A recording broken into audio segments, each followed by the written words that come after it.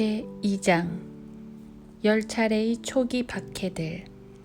네로 통치하의 첫 번째 박해 AD 67년. 교회에 가해진 첫 번째 박해는 67년 로마의 제6대 황제 네로가 통치할 때 일어났다. 이 통치자는 집권 5년 동안 썩 괜찮은 평판을 지니다가 이후 고약한 성미를 사정없이 내뿜는 극악한 야만인으로 돌변했다. 여타 악마적인 변덕들 중에서도 특히 주목할 것은 그가 로마시를 불태우도록 명령했다는 것이며, 이 명령은 그의 장교들과 친위대원들, 종들에 의해 저질러졌다. 황제의 위용을 자랑하던 도시가 불길에 휩싸여 있을 때 그는 마케나 탑에 올라가 하프를 켜며 불타는 트로이를 노래했고, 자신이 죽기 전에 모든 게 다 폐허가 됐으면 좋겠다고 공개적으로 외쳐댔다. 서쿠스라고 불리는 웅장한 건축물 외에도 다른 수많은 궁전들과 가옥들이 잿더미로 변했으며, 수천만 명이 불길에 타 죽거나 연기에 질식되기도 하고, 그렇지 않은 사람들은 무너진 걸물더미 아래에 파묻혀 버렸다. 이 가공할 대화재는 9일 동안이나 그 불길이 꺼질 줄 몰랐다. 자신의 소행에 막대한 비난이 쏟아지고 본인에게 맹렬한 증오가 빗발치고 있음을 깨달은 네로는 그 모든 원인을 아무 힘 없는 그리스도인들에게 전가시키기로 마음먹었다. 이렇게 하면 화재에 대한 책임을 면함과 동시에 심판 잔악극을 실컷 구경할 수 있는 기회가 생기기 때문이었다.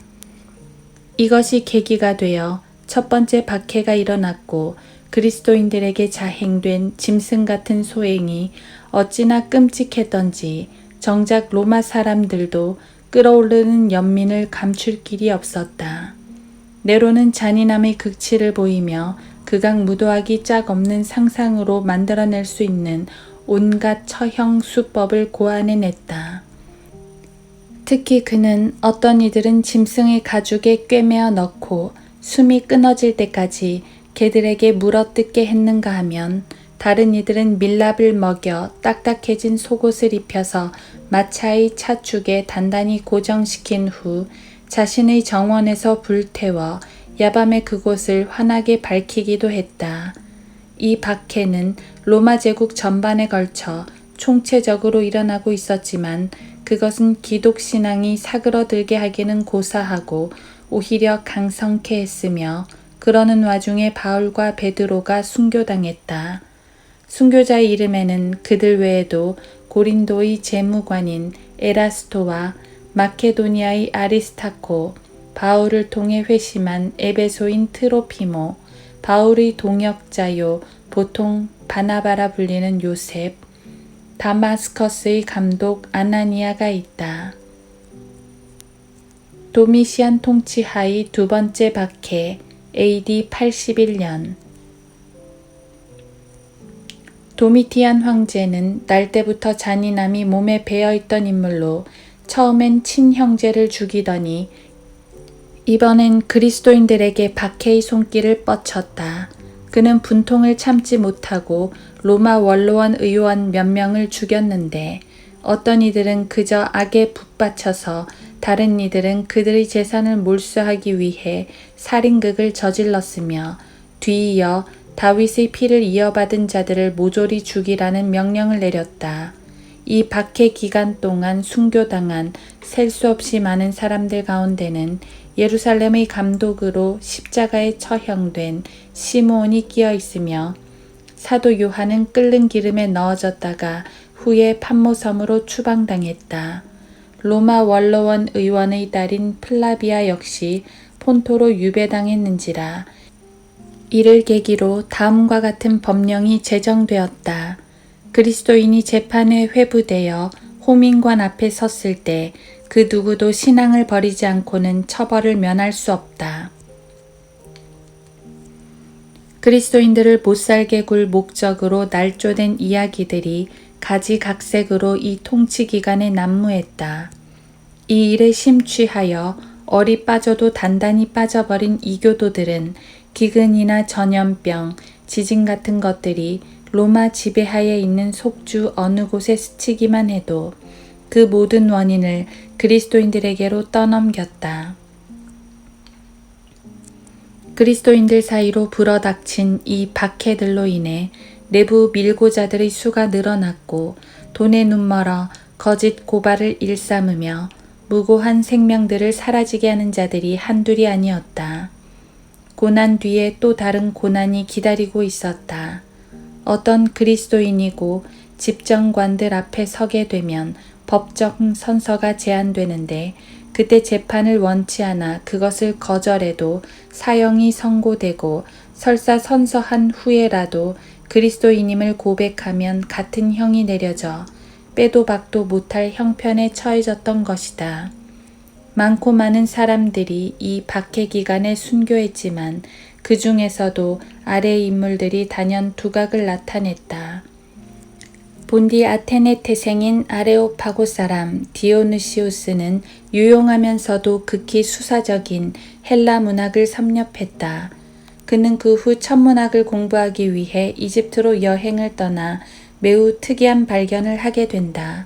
말하자면 엄청난 규모의 초자연적 일식을 관찰했는데 이는 우리 구주께서 십자가에 처형되시던 바로 그 시각에 일어났던 것이었다. 그의 입술에 배인 거룩함과 몸에 젖은 순결함이 대개의 그리스도인들에게서 강력한 호감을 사게 된지라 그는 아테네 감독관으로 임명되었다. 그런대로 이름이 잘 알려진 마음 따스한 그리스도인 니코데모는 도미시안 박해 기간의 들끓는 격분 속에서 로마에서 죽음을 맞이했다. 프로타시오와 거바시오는 밀란에서 순교했다. 사도 바울의 제자로 널리 알려진 디모데는 에베소의 감독이었고 그곳에서 AD 97년까지 열심을 다해 교회를 섬겼다. 이 기간에 이교도들은 카타고 기온이라 불리는 우상 축제를 거행하려는 참이었는데 그들의 가두행렬과 마주친 디모데는 그들의 허황된 우상 숭배를 호되게 질타했다. 이로 인해 화가 오를 대로 오른 이교도들이 손에 곤봉을 쥐고서 그를 덮쳐 인정사정 볼 것 없이 너무도 끔찍히 두들겨 팬지라 그는 그때 얻은 부상으로 인해 이틀이 지난 후에 숨을 거두고 말았다. 트리안 통치하의 세 번째 박해 AD 108년 학식 있고 이름 높던 플라니 2세는 세 번째 박해 때 그리스도인들에게 가해진 울분의 대학살을 지켜보다 끓어오르는 연민을 누르지 못하고서 트라이안에게 서한을 띄웠다. 그는 하루에도 수천 명씩 죽임을 당하지만 그들 가운데엔 로마법에 저촉되어 박해받을 만한 이가 한 사람도 없음을 다음과 같이 증명했다. 사람들이 그들의 범죄나 잘못에 관해 올리는 보고는 알고 보면 모두 이런 일들을 두고 하는 얘기입니다. 즉, 그들은 일정한 날 해가 떠오르기 전에 모여서 그들이 하나님이라고 부르는 그리스도에게 기도를 올리고 스스로를 어떤 의무에 속박시키는 일에 길들여져 있습니다. 그러나 그 의무라는 것도 실은 악한 일을 저지르자는 것이 아니옵고 오히려 도둑질이나 약탈, 강간을 절대 하지 말자, 둘러대며 거짓을 말하거나 어떤 사람에게도 속여 빼앗지 말자는 것이며 또 그러한 다짐이 있고 난 후에는 여느 때처럼 뿔뿔이 흩어졌다가 다시 모여들어 정갈한 음식을 내 것 없이 오붓하게 나누어 먹습니다. 복된 순교자 이그나티우스가 바로 이 박해 때 고난을 당했으며 그는 잘 알려진 이름 못지않게 많고 많은 사람들의 존경을 한몸에 받고 있다. 이 이그나티우스는 안티옥의 감독이었다. 어떤 이들은 그가 그리스도를 시인했다는 이유로 시리아에서 로마로 보내지던 중 야수들의 먹이로 던져졌다고 강력히 주장하는가 하면 그가 감시병의 삼엄하기 그지없는 감시를 받으며 아시아를 가로질러 가면서도 자신이 밟고 지나는 모든 도시의 교회들에게 권고하고 하나님의 말씀을 전파하여 그들의 힘을 북돋아주고 격려했다는 얘기도 있다. 그리하여 스머나에 당도한 그는 로마에 있는 교회에 편지를 띄워 그가 그토록 염원했던 순교로부터 자신을 구하기 위해 대책을 강구하지 말 것을 다음과 같이 강력히 권고했다. 이제사 나는 제자의 길에 들어서기 시작하노라. 오로지 그리스도를 얻기 위해서라면 나는 물심양면의 그 어떤 것도 바라지 않으니 내가 십자가에 태워지거나 내게 맹수들이 달려들더라도 뼈들이 산산이 부서지고 사지가 찢겨져 나갈지라도 마귀가 내 온몸을 으깨며 온갖 악의를 발동할지라도 그대로 내버려 두길 바란다. 제발 그렇게 해서 나로 하여금 그리스도 예수를 얻도록 해다오. 그리고 맹수의 우리에 던져 넣으라는 형을 선고받았을 때조차 자신이 고백했던 그 고난을 당해야 한다는 타오르는 갈망이 어찌나 뜨거웠던지 그는 사자들의 울음소리가 귓전에 들려왔을 때 이렇게 말했다. 오, 나는 그리스도의 미랄이라. 순결한 빵으로 발견되기 위해 맹수들의 이빨 사이에서 부서지려 하노라. 트로얀을 뒤이어 아드리안이 등극했고 그는 앞사람 못지않은 가혹함으로 이 세 번째 박해를 이어나갔다. 이와 비슷한 시기에 로마 감독 알렉산더가 그의 두 집사와 함께 순교했으며 마찬가지로 퀴누루스와 헤르네스 그리고 그들의 가족뿐 아니라 로마의 귀족 제논과 10,000명에 육박하는 다른 그리스도인들도 죽음에 넘겨졌다. 아라랏산에서 수많은 사람들에게 가시면류관이 씌워지고 창으로 옆구리를 찔려 십자가에 처형되었는데 이는 그리스도의 고난을 본따 저질러진 것이었다. 유스타치우스는 용감 무쌍하고 명망 있는 로마의 지휘관으로 그에게는 그가 거둔 몇몇 전승을 축하하기 위한 우상 희생제에 참가하라는 황제의 명령이 하달되었다. 그러나 허영심도 그의 믿음 앞에선 맥을 못 추는지라 그는 그 명령을 정중히 거절했고 이에 화가 치밀어 오른 그 배은망덕한 황제는 이 노련한 지휘관의 공로를 새까맣게 잊어먹고서 그와 그의 전 가족을 몰살하라는 명령을 내렸다. 파우스티네스와 조비타 그리고 브레스키아의 형제들과 시민들이 순교당할 때의 일이다. 물밀듯 일어나는 고난에도 아랑곳하지 않는 그들의 인내가 너무도 끈질긴지라 그들을 지켜보던 칼로세리우스라는 한 이교도가 감탄을 금치 못해 황홀경에라도 빠진 듯 이렇게 탄성을 질렀다. 그리스도인들의 하나님은 위대하시도다. 이 때문에 그도 체포되어 그들과 거의 같은 운명을 맞이하게 되었다. 이것 말고도 유사한 잔악끝과 가혹한 처사들이 그리스도인들을 향해 허다하게 저질러졌으며 이러한 일들은 박해 현장에 우연히 모습을 드러낸 황제에게 아테네 감독 커드라투스가 그들을 위해 논리정연하게 변호하고 같은 도시에 거주하던 아리스티네스라는 철학자가 아드리안에게 기품 있는 서한을 띄워 그의 혹독한 처사를 누그러뜨리고 그들에게 호의를 보이는 쪽으로 마음이 풀리도록 할 때까지 계속되었다. AD 138년 아드리안이 명을 다하자 안토니우스 피우스가 그 뒤를 이었다. 그는 가장 성품이 유순하고 부드러웠던 역대 군주들 중 하나였으며 그리스도인들에 대한 박해들을 중지시켰다. 마르쿠스 아울렐리우스 안토니우스 통치하의 네 번째 박해 AD 162년 AD 161년경에 왕위에 오른 마르쿠스 아우렐리우스는 이전 왕보다 천성적으로 더 엄격하고 가혹한 인물이었다. 철학을 연구하고 시민 정부를 이끌어 나가는 데 있어서는 가히 흠잡을 데가 없었지만 유독 그리스도인들에게만큼은 도끼를 품고 사납게 굴었는데 바로 이 자에 의해 네 번째 박해가 시작된 것이다. 이번 박해 때 사용된 잔인한 처사들이 너무도 끔찍한지라 수많은 사람들이 그것을 지켜보다 공포에 몸서리 쳤는가 하면 고난을 당하는 당사자들의 담대함에도 경악을 금치 못했다. 어떤 순교자들은 이미 까발겨진 발바닥으로 가시, 못, 뾰족한 조개 껍데기 같은 것들 위를 지나가야만 했고 다른 이들은 그들의 근육과 핏줄들이 살갗 밖으로 튀어나올 때까지 채찍으로 얻어맞았는데 그러고도 부족한지 그들은 인간이 고한해 낼 수 있는 가장 극심한 고문들로 살을 도려내는 고통을 맛본 후 소름 끼치기 짝없는 죽임을 당했던 것이다. 게르마니쿠스는 젊은 나이에도 불구하고 신실한 그리스도인이었는데 자신의 믿음을 지키기 위해 맹수들에게 넘어질 때 어찌나 담대하던지 이를 지켜보던 몇몇 이교도들도 그런 확고부동한 믿음을 보고 회심하게 되었다.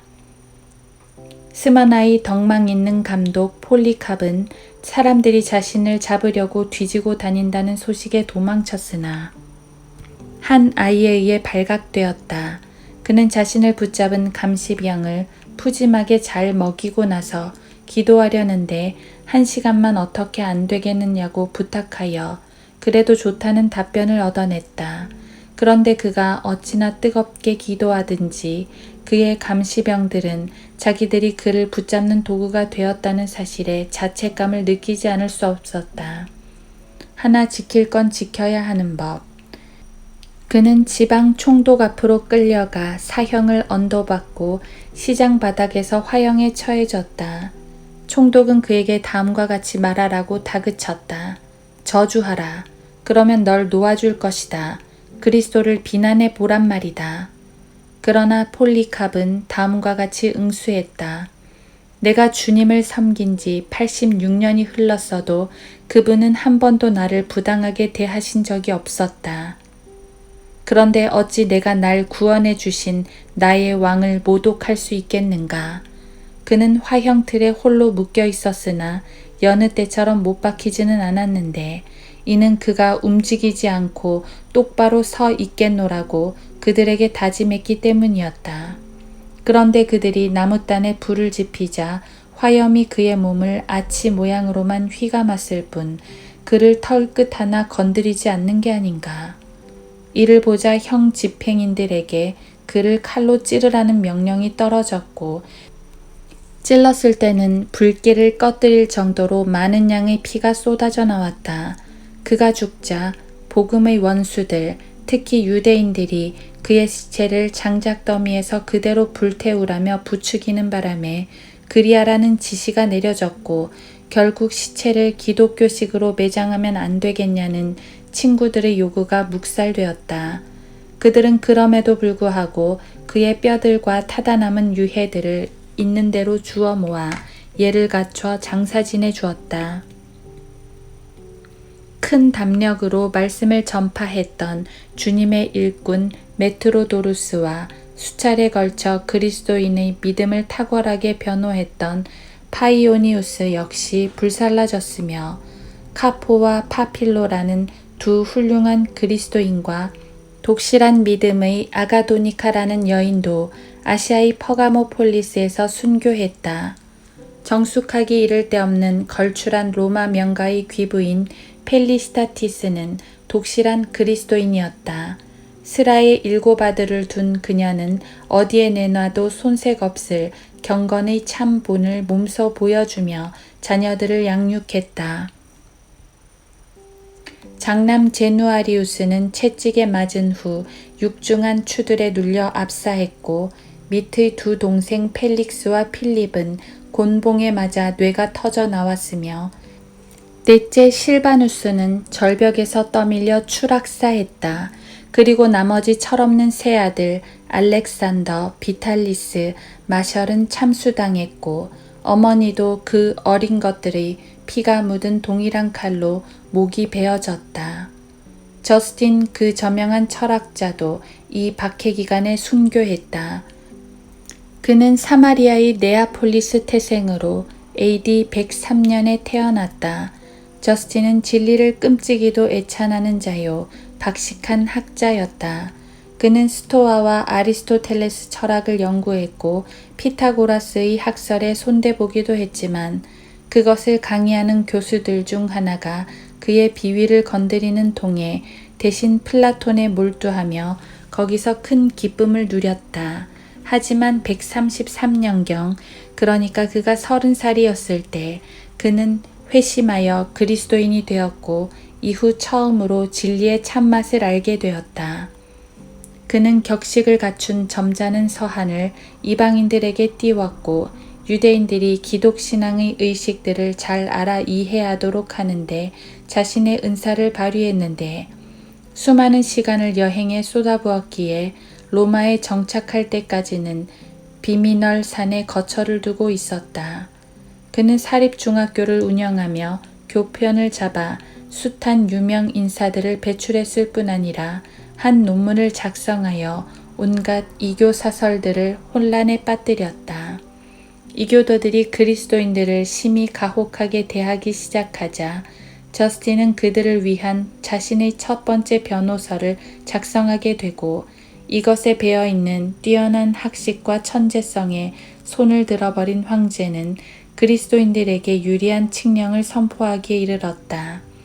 곧이어 그는 크레센스라는 인물과 잦은 논쟁을 벌이게 되는데 이자는 입버릇이 사납고 악덕이 풀풀 풍기는 삶을 살아가면서도 퀴닉 학파 내에서는 널리 알려진 철학자였다. 저스틴의 주장들이 참으로 강력했던 것까지는 좋았다. 그러나 그것이 그 퀴닉 학파 인간의 비위를 거스른지라 그자는 이후 마침내 이루어내고야만 한 가지 이를 악물고 결심하게 된다. 그건 바로 저스틴을 죽이는 일이었다. 저스틴은 이번엔 특정의 가혹한 처사들에 대해 자신의 두 번째 변호서를 작성했다. 그러나 그 퀴닉인 크레센스는 이때다 하며 황제를 부추겨 그것의 저자를 공연히 싫어하도록 만들었고 그리하여 저스틴과 그의 6 동료들은 그 글로 인해 체포되고 말았다.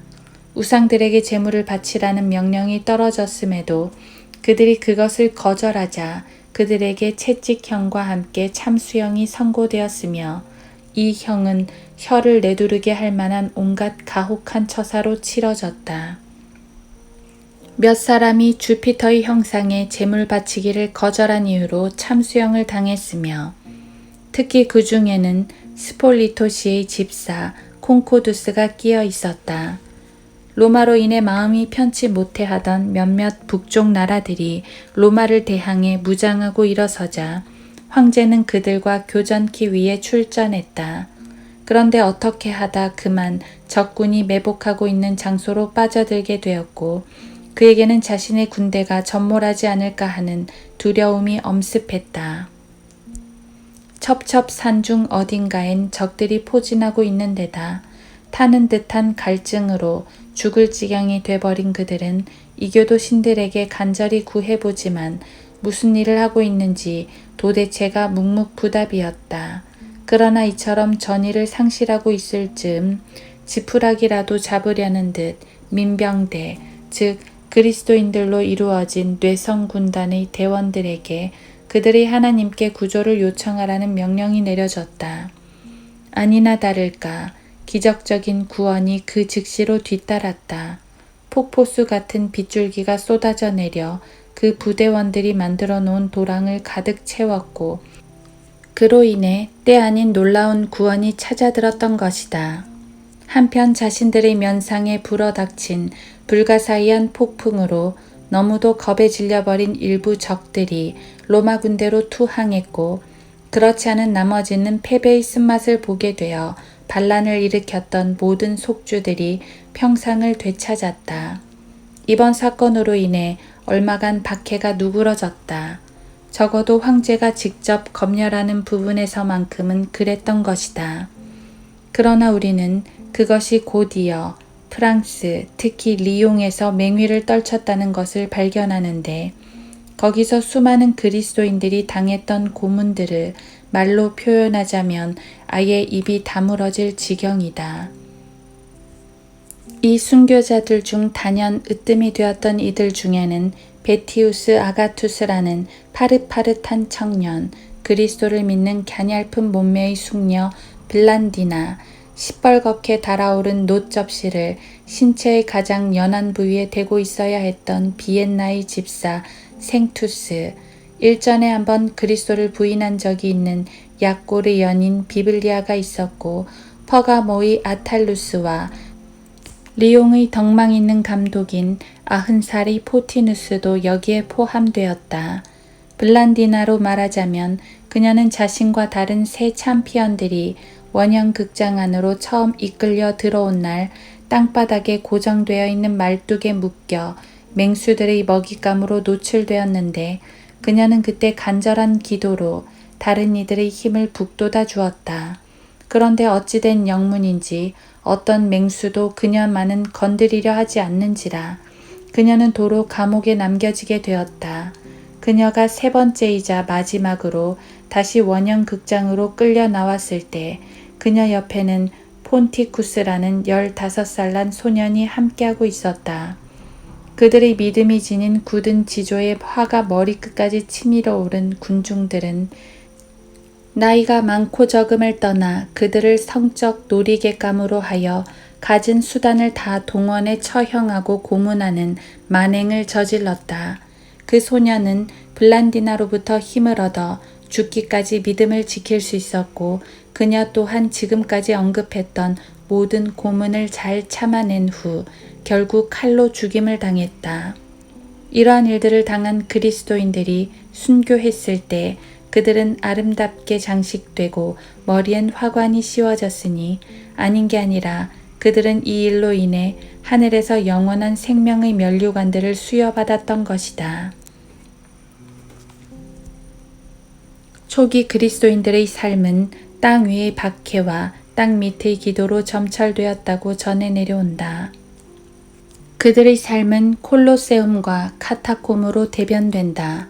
로마의 땅 밑에는 우리가 카타콤이라 부르는 파놓은 굴들이 있는데 그것들은 교회당과 무덤을 겸해 사용되었다. 초기의 로마 교회는 카타콤 교회라 칭해도 무방하다. 로마 부근에는 약 60개의 카타콤이 있으며 지금까지 그 안에서 600마일 정도의 지하 통로가 발견되었지만 아직도 더 추적해 들어가야 할 부분이 남아있다.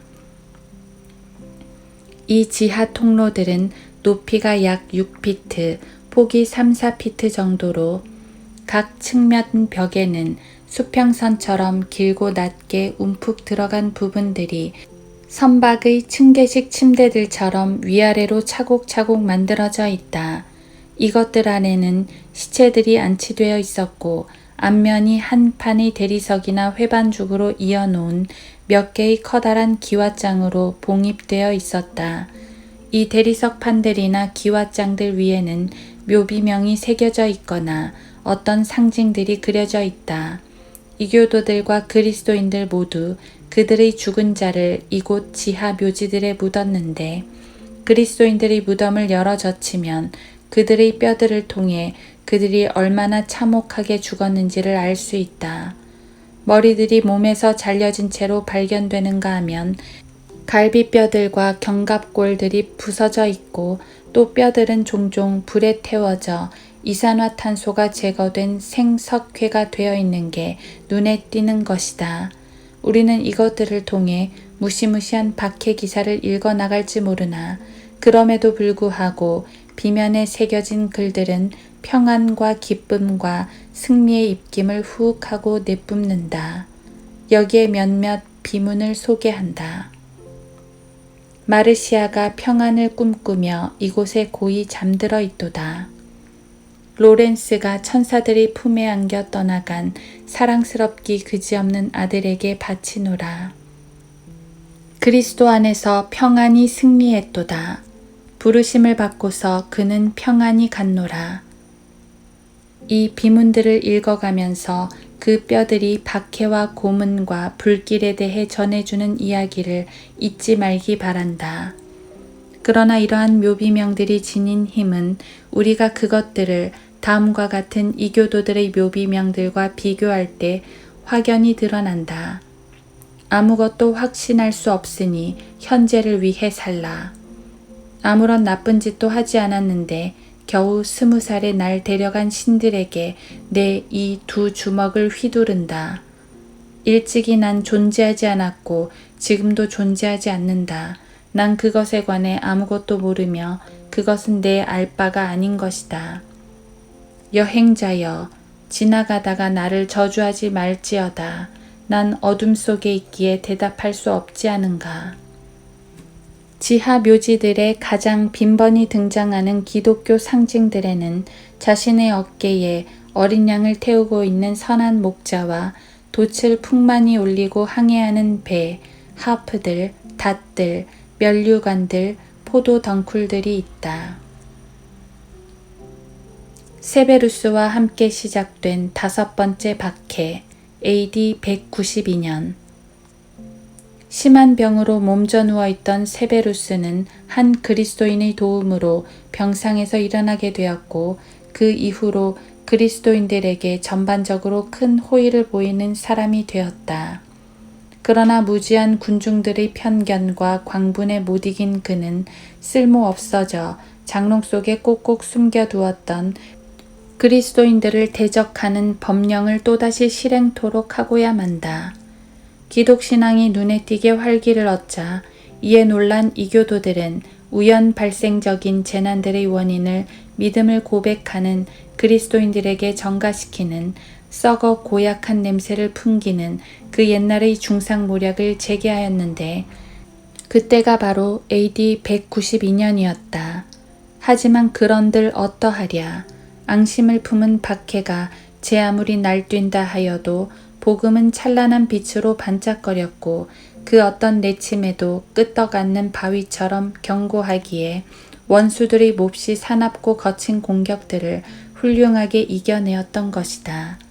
이 시대에 살았던 터툴리아는 그리스도인들이 만일 한꺼번에 로마 제국의 영토에서 빠져나갔더라면 제국은 심각한 인구 부족난을 겪었을 것이라고 슬며시 귀뜸해준다. 로마 감독 빅터는 3번째 세기가 시작되던 해, 그러니까 AD 201년에 순교했다.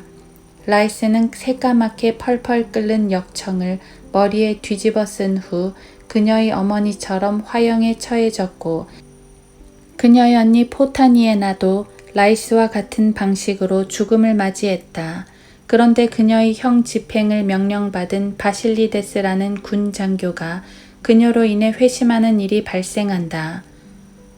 바실리데스는 군 장교로서 응당해야 할 특정의 서약을 요구받자 자신은 그리스도인이기에 로마 우상들의 이름으로 맹세할 수 없다고 딱 잘라 거절했다.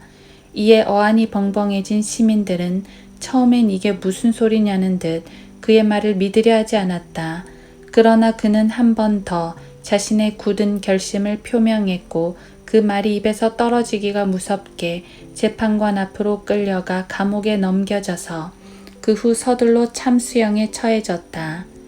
리옹 감독 이레네우스는 그리스에서 태어나 상류사회 교육뿐 아니라 기독교 교육을 받으면서 자랐다. 리옹에서 있었던 박해에 관한 기사들이 그에 의해 쓰여졌다는 것이 일반적인 견해이다. 그는 순교자 포티누스를 이어 리옹 감독이 되었고 자신의 교구를 매우 점잖게 이끌어냈다. 이단 일반에 관해 열렬한 반대 의사를 표명하던 그는 AD 187년경에 이단을 반박하는 유명한 소논문을 작성했다. 로마 감독 빅터는 다른 데보다는 그곳 로마에서 부활절을 지키고자 했는데 이것이 그리스도인들 간에 약간의 분란을 야기시켰다. 특히 이레네우스의 경우에는 그것에 관한 교회들의 입장을 갈릭 교회들의 이름으로 그에게 서한의 형식을 빌려 일러주었다. 그런데 기독신앙을 향한 이 열정을 본 황제는 그를 분노의 대상으로 점찍었고 급기야는 AD 202년에 그의 목을 베어버렸다. 이제 박해의 불길은 아프리카로 옮겨지고 있었고 수많은 사람들이 지구의 그쪽 모퉁이에서 순교를 당했다.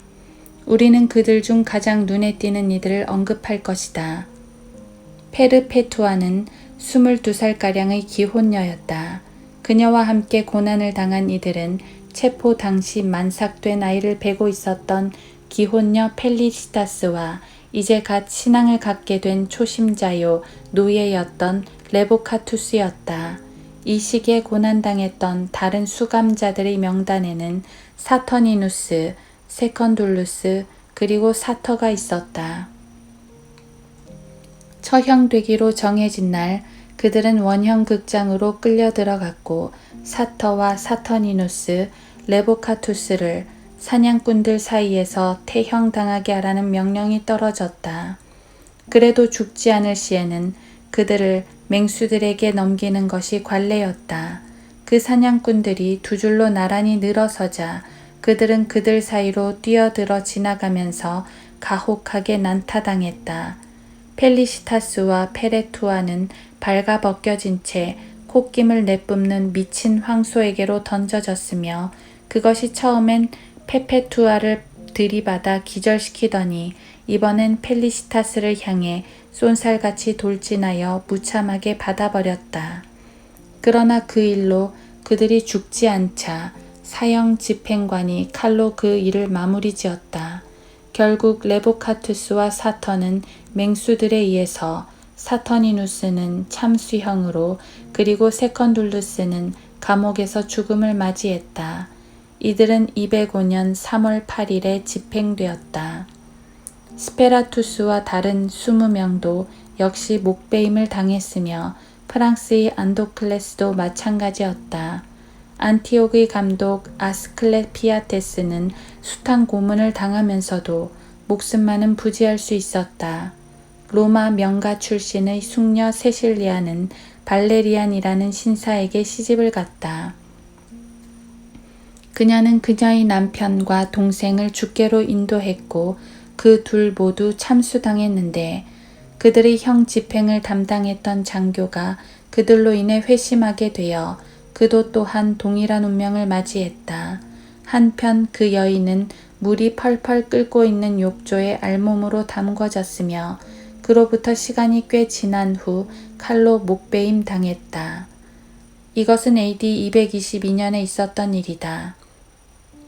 로마 감독 칼리스투스는 AD 224년에 순교했으나 그가 어떻게 죽었는지는 기록되어 있지 않으며 로마 감독 우르반도 AD 232년에 동일한 운명을 맞이했다. 막시무스 통치하의 6번째 박해 AD 235년 AD 235년은 막시무스가 통치하던 때였다. 가파도키아에서는 그곳의 총독 세레미아누스가 갖은 노력을 다 기울여 그 지방에서 그리스도인들을 모조리 없애버리려 하였다. 이 통치 하에 죽은 주요 인물들에는 로마 감독인 폰티아누스와 그리스 사람으로 그의 후계자이며 순교자들의 행적들을 수집하러 다니다 정부의 미움을 산 안테로스, 로마의 원로원 의원인 팜파치우스와 퀴리투스, 그리고 그들의 전 가족과 다른 수많은 그리스도인들이 있고 또한 원로원 의원인 심플리시우스와 투버로 추방당한 주님의 일꾼 칼레포디우스, 고귀하고 아름다운 처녀 마르티나, 거칠게 날뛰는 야생마에 줄로 매달린 채 숨이 끊어질 때까지 땅바닥에 끌려다녔던 주의 종 히폴리투스가 있다. 막시무스가 일으킨 이 박해 기간 동안에 수도 없는 그리스도인들이 재판정에 서보지도 못한 채 죽임을 당한 후 무더기로 쌓이며 마구잡이로 매장되었는데 어떤 때는 죽은 자에 대한 최소한의 예우도 없이 한꺼번에 50-60명씩 구덩이에 던져 넣어졌다. AD 238년 폭군 막시무스가 죽자 고르디안이 뒤를 이었고 교회는 그와 그의 계승자 필립이 통치하는 근 10년 이상을 박해로부터 숨을 돌릴 수가 있었다. 그러나 AD 249년 한 이교도 제사장의 사주로 알렉산드리아에서 격렬한 박해가 일어났는데 이는 황제 몰래 자행된 짓이었다. 데시우스 통치하의 7번째 박해 AD 249년. 이것은 그가 그리스도인으로 여겨지던 선왕 필립에게 품었던 증오와 기독교의 놀라운 확산에 대한 그의 질투가 뒤엉켜 일어났는데 그 까닭인즉 교회들이 우후죽순처럼 생겨남에 따라 이교 사원들이 버려지기 시작했기 때문이었다. 이러한 연유로 데시우스는 그리스도인이라는 바로 그 이름을 뿌리채 뽑으려는 시도를 하게 되는데 때마침 이 시기에 수많은 오류들이 교회 안으로 기어들어온 것은 복음에 있어 참으로 불행한 일이 아닐 수 없었다. 그리스도인들은 서로 간에 이견이 맞지 않아 사이가 벌어지고 서로 사랑하며 마음을 모았어야 했을 이들이 이기심으로 인해 갈라지는 통에 독살스러운 교만이 비집고 들어와 다양한 분파를 만들어내고야 말았던 것이다. 이때 일반 이교도들은 황제의 칙령을 받아내려는 야심에 불타 있었고 그리스도인들을 한 명이라도 더 죽여 그것을 자신들의 공적으로 돌리기를 바랬다. 이 시기에 순교당한 이들을 꼽으라면 아마 한도 끝도 없을 것이니 여기서는 중심 인물들에 대해서만 잠깐 이야기하고자 한다. 크리소스톰이 귀뜸해준 말에 의하면 시실리아 태생의 줄리아는 그리스도인이라는 이유로 체포되었다. 그는 독사와 전갈이 우글대는 가죽 부대에 넣어진 후 그대로 바다에 던져졌다. 보기 드물게 훌륭한 체구를 하고 있었고 남다른 지성에 부침성까지 겸비한 피터라는 청년은 비너스에게 제물 바치기를 거절했다는 이유로 참수당했다. 그는 다음과 같이 말했다. 나는 당신들이 악명 높은 여인에게 제물을 바친다는 사실에 경악을 금치 못한다. 그녀의 방탕에 대해서는 당신들의 역사 기록들도 기록하고 있고 그녀의 삶은 당신들이 법이 처형하기로 규정해 놓은 짓들로 얼룩져 있으니 이 어찌 놀랄 일이 아닌가. 난 결코 할 수 없다. 오히려 난 주님께서 기뻐하실 찬양과 기도의 제물들을 참되신 하나님께 바칠 것이다. 아시아의 총독 옵티무스는 이 말을 듣자마자 그 죄인을 형차 위에서 찢으라고 명령했다. 이로 인해 모든 뼈가 산산이 부서져 버린 청년은 이후 다른 곳으로 보내져 참수당하고 말았다. 그리스도인이라는 죄목으로 이 총독 앞으로 이끌려온 니코마쿠스는 이교 우상들에게 제물을 바치라는 명령을 받았다. 그러나 니코마쿠스는 다음과 같이 대답했다. 난 오로지 하나님께만 돌려져야 할 그 경배를 마귀들에게 돌릴 수 없다. 이 말에 화가 머리끝까지 치밀어 오른 총독은 니코마쿠스를 팔다리를 잡아당기는 고문대에 올려놓았다. 그는 잠시 고문을 견디다가 했던 말을 취소했으나 이러한 연약함을 보이기가 무섭게 격통에 시달리더니 이내 땅바닥으로 고꾸라져 즉시 숨이 멎어버렸다. 16밖에 안 된 처녀 데니사는 이 끔찍한 재판을 지켜보다 갑자기 이렇게 소리 질렀다. 오 불행하고 가련한 사람아, 왜 너는 한순간 편안하여 영원히 비참해지려고 하는가. 이것을 들은 옵티무스는 그녀에게 소리쳤고 데니사는 자신도 그리스도인임을 분명히 밝혔다. 그리고 그의 명령에 의해 곧 참수당했다. 순교자 니코마쿠스의 두 친구 앤드류와 폴은 AD 251년에 돌에 맞아 순교했는데 그들은 자신의 복된 구세주를 부르면서 죽어갔다. 알렉산드리아의 알렉산더와 에피마쿠스는 그리스도인이라는 이유로 체포되었다. 그들은 죄라고 불리는 자신들의 믿음을 부인하지 않았고 그리하여 몽둥이로 두들겨 맞고 갈고리로 찢긴 후 마침내 불에 태워져 죽었다.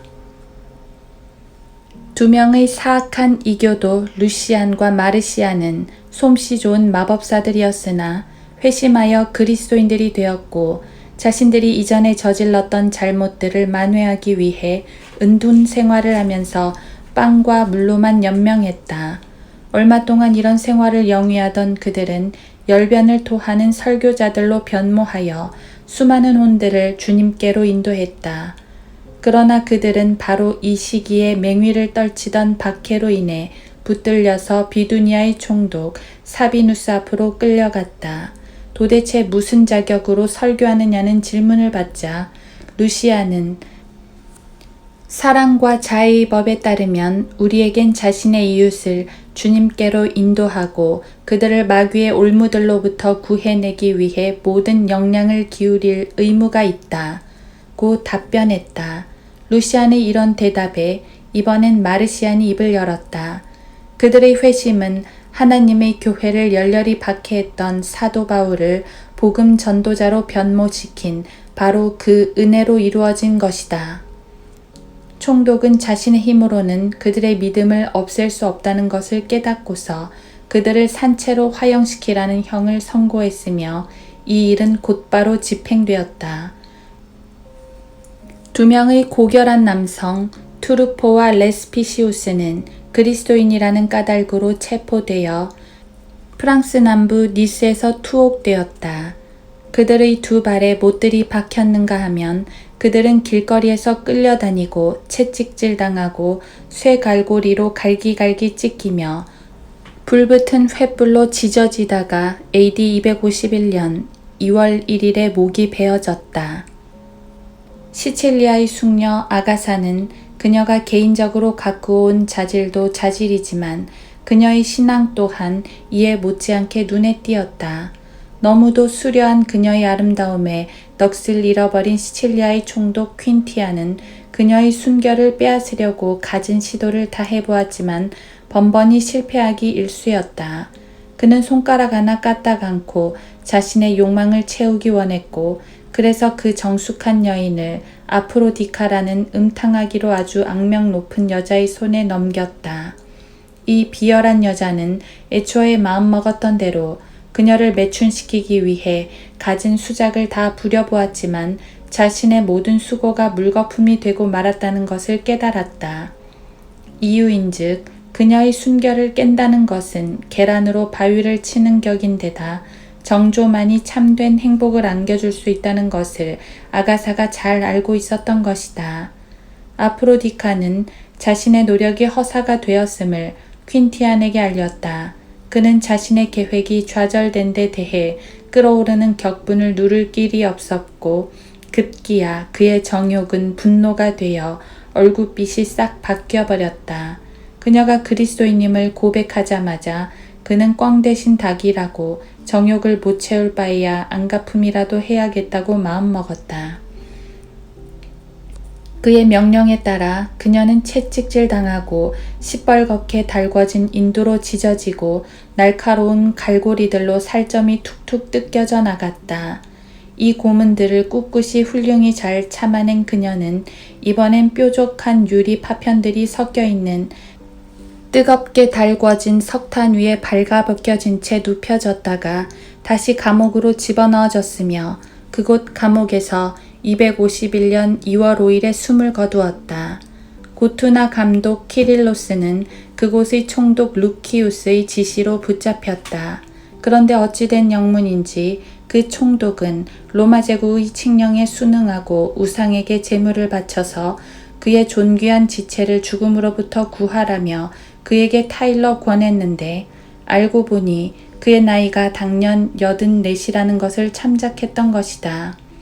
그 선한 주의 종은 자신은 타인들에게 그들의 혼을 구원하라고 오랫동안 가르쳐 왔는데 이제는 자신의 구원을 생각해야 할 때가 된 것 같다고 대답했고 총독의 화염을 토하는 듯한 사형 선고를 아무런 감정의 동요 없이 받아들였다. 그리고 그는 형장으로 발걸음을 가볍게 옮긴 후 놀랍도록 흔들림 없이 자신의 죽음을 맞이했다. 크레테 섬에서만큼 박해가 들끓었던 곳도 없었다. 이는 그곳의 총독이 황제의 칙령이라면 사죽을 못 쓰고 과다 열성을 보였기 때문이었고, 이로 인해 그곳은 경건한 자들의 피로 넘실거렸다.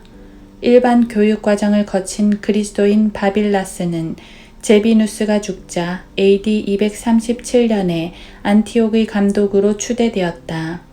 그는 누구도 흉내낼 수 없는 열성으로 자신의 일에 임했고, 흉포하기 짝 없는 시대에도 불구하고 존경을 한몸에 받을 만큼 주도 면밀하게 교회를 이끌어 나갔다. 페르시아의 왕 사포르가 안티옥을 포위 공격하면서 그의 안티옥 사역에 첫 번째 시련이 불어닥쳤다. 전 시리아를 침략 무대로 삼아 파괴를 일삼은 사포르는 이제 여타 다른 도시들 가운데 이곳에 그 마술을 뻗쳤다. 그는 약탈을 자행하면서 그리스도인들을 다른 누구보다도 심히 가혹하게 다루었는데, 그러다 얼마 못 가서 고르디안에게 참패당했다. 고르디안이 죽고서 데시우스가 통치할 때의 일이다. 하르눈 황제가 안티옥을 방문하여 그곳 그리스도인들의 집회를 들여다보고자 하는 의향을 내비쳤다. 그러나 바빌라스는 그에게 적대감을 보이며 그가 들어오는 것을 끝끝내 거절하였다. 황제는 치밀어 오르는 화를 꾹꾹 누르고 있다가 곧 그를 불러들여서는 그의 무례함을 거칠게 질타했고, 사죄하는 의미에서 이방 신들에게 제물을 바치라는 지시를 내렸다. 그러나 이건 역시 거절당하자 그는 감옥에서 쇠스랑에 채워진 채 심히 가혹하게 다루어지다가 그의 세 제자들과 함께 참수당했다. 이 일은 AD 251년에 일어났다. 예루살렘 감독 알렉산더는 이 시기에 자신의 신앙으로 인해 감옥에 던져 넣어졌고, 혹독한 감금 생활로 인해 그곳에서 생을 마감했다. 관절염으로 한쪽 다리를 저는 줄리안누스라는 노인과 크로디온이라는 또 다른 그리스도인은 낙타 등에 묶인 채 가혹하게 채찍질 당한 후 불구덩이에 던져져 재가 되었다. 안티옥에 거주하고 있던 40명의 처녀들 또한 투옥되어 채찍질 당하다가 불살라졌다. AD 251년 에베소에 이교 사원을 세운 데시우스 황제는 그 도시의 모든 거주자들에게 명령을 내려 우상들에게 제물을 바치도록 했는데, 이 명령은 그의 친위 대원 7, 즉 막시미아누스와 마르티아누스, 조아네스, 말쿠스, 디오니시우스, 세라이온, 콘스탄티누스에 의해 정중하게 거절당했다. 그러나 간촉과 관대함으로 이 대원들의 마음을 사로잡아 그들의 믿음을 부인케 하기를 원했던 황제는 자신이 원정에서 돌아올 때까지 생각해 볼 수 있는 상당한 시간적 여유를 이들에게 허락하는데, 기회는 이때다 싶은 그들은 오히려 황제가 자리를 비운 사이 도망쳐서 어느 동굴에 몸을 숨긴다. 출정에서 돌아오자마자 이 소식을 전해들은 황제는 그 동굴의 입구를 봉해버렸고, 그들은 모두 허기를 견디다 못해 굶어 죽고 말았다. 안티옥의 아리따운 숙녀 데오도라는 로마의 우상들에게 제물로 바치기를 거절했다는 이유로 매춘굴로 보내지는 형을 선고받았으니, 그녀의 순결이 짐승 같은 욕정에 희생되기를 원했던 것이다. 그리스도인 디두모는 로마 병정의 군복으로 위장하고서 매춘굴로 찾아갔다.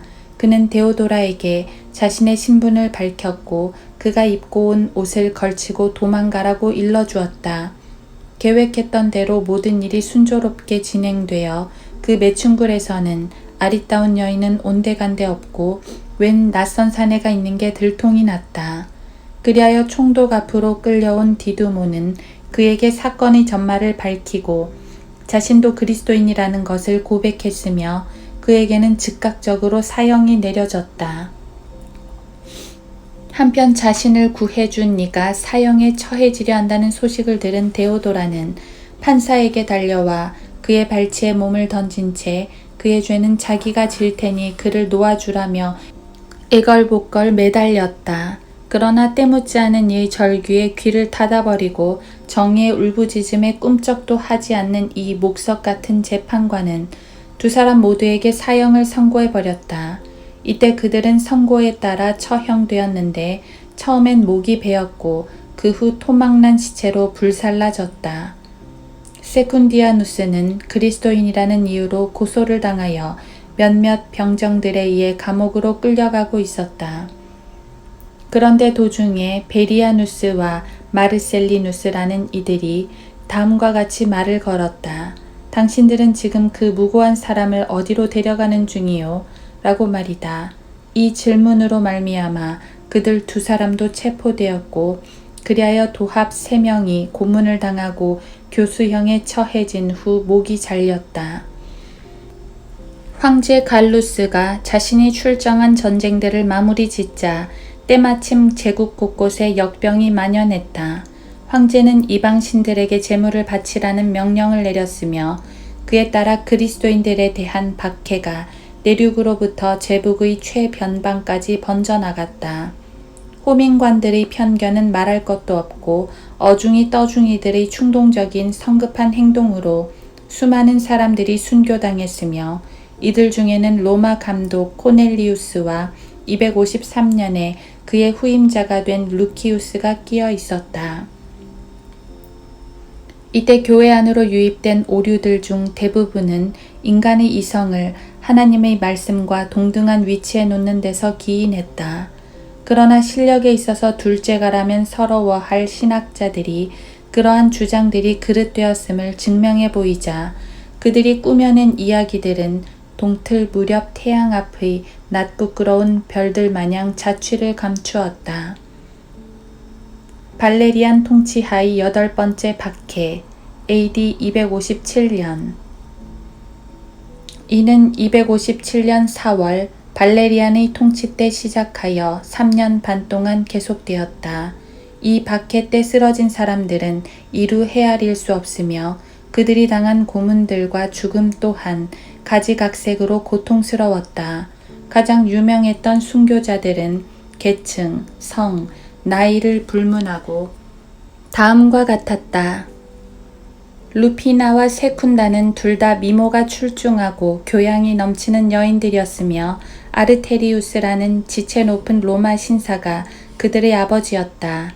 언니 루피나는 젊은 귀족 아르멘타리우스에게 시집갈 예정이었고 동생 세쿤다 역시 베리누스라는 돈 많은 귀족과 결혼하기로 되어 있었다. 박해가 시작되었을 때만 해도 너나 할 것 없이 그리스도인임을 자처하던 두 신랑은 눈앞에 위험이 닥쳐오자 재산을 잃을까 두려워하며 그들의 믿음을 저버렸다. 그들은 그들의 약혼녀도 그리하라고 설득하느라 진땀을 빼도 목적을 이루지 못하자 이제는 얼굴색을 바꾸어 언제 사랑했냐는 듯 그들의 약혼녀를 밀고 하는 비열한 짓을 저질렀다. 그리스도인이라는 이유로 붙들린 두 여인은 로마 총독 주비우스 토나누스 앞으로 끌려왔고 그곳 로마에서 AD 257년에 자신들의 피를 인주삼아 순교의 도장을 찍었다. 로마 감독 스티븐도 그 해에 참수당했다. 그쯤 툴루스의 경건한 정통파 감독 사투르니우스는 우상들에게 제물 바치기를 거부함으로써 상상을 초월하는 온갖 모욕을 당한 후 황소의 꼬리에 발이 묶이는 신세가 되었다. 신호가 떨어지자 격분하여 콧김을 내뿜던 그 짐승은 사원의 계단 아래로 내몰렸고 이로 인해 그 훌륭한 순교자의 뇌가 터져 나왔다. 섹스투스가 스티븐을 뒤이어 로마의 감독이 되었다. 그는 태생이 그리스인이거나 그리스인의 혈통만을 타고난 것으로 여겨지는데 그는 스티븐의 재직 시 얼마간을 집사로서 섬겼다.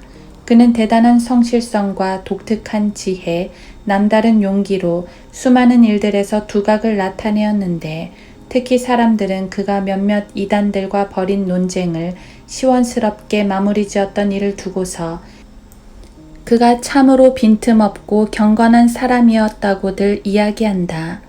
그러나 258년 로마 정부의 살림을 맡고 있던 마르시아누스가 황제 발레리안을 꼬드겨 로마에 있는 모든 감독들을 죽이라는 명령을 받아내었고 이로 인해 감독 섹스투스와 그의 6 집사들은 258년에 순교를 당했다. 자, 이제 로렌스를 불살라 순교케 했던 그 불길로 바싹 다가가 우리의 냉랭해진 마음을 따스하게 녹여보도록 하자. 그 무자비한 폭군은 로렌스가 침례와 주의 만찬을 주관함은 물론 교회의 자산 분배도 도맡고 있는 사역자임을 익히 들어 알고 있었는지라 한 성도를 잡아들여 돌멩이 하나로 2마리의 토끼를 잡아들이려는 결심을 하게 된다.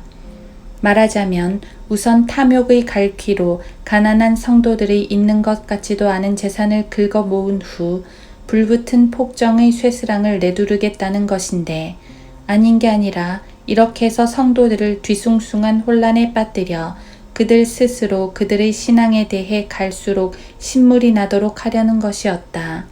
그 탐욕의 눈먼 1위는 불그락 푸르락 노기를 띤 살기등등한 얼굴을 들이밀며 이 사람 로렌스가 교회의 재산을 어디다 간수해 두었는지를 추궁했다. 로렌스는 3일간의 시간적 여유를 간절히 요청하면서 그렇게만 해주면 어디에 가면 그것을 손에 넣을 수 있는지를 만천하에 공개하겠노라고 약속했다.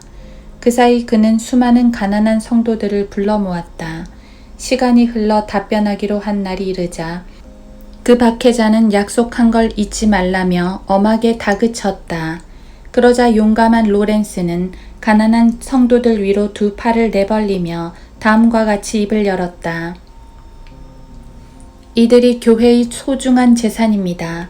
이들이야말로 바로 그 재산이지요.